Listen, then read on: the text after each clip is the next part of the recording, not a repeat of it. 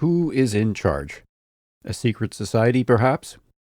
Well, it's not the lizard people. The planet has too many sub-zero temperature zones where they just couldn't live. They would also be limited to global domination activities during the summer only. It isn't the Rothschilds. Mayer died in 1812, and RIT Capital's market cap is £3.06 billion.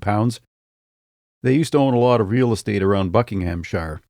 Most of it now belongs to charities. It isn't George Soros. He's worth $9 billion.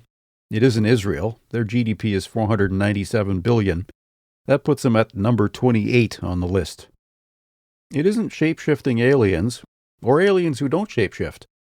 There's too many really stupid people bumbling around who are not capable of carrying out the simplest of orders.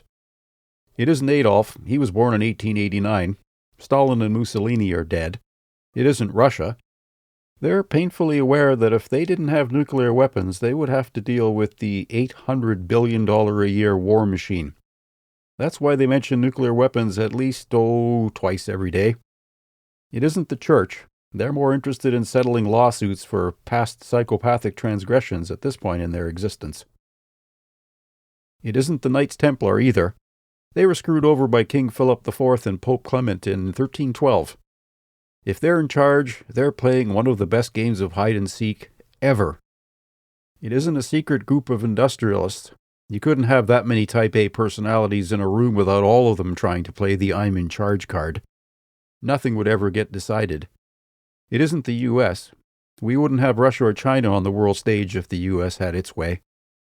So who's in charge? Maybe it's not who. Maybe it's what.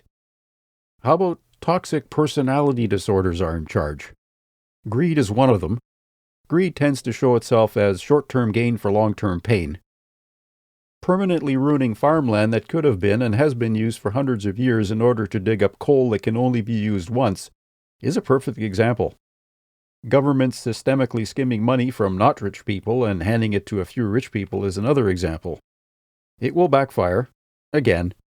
Socio- and psychopathic narcissists servicing their personality disorders are not in charge. Their personality disorders are in charge. So, the answer to the question is, no one is in charge.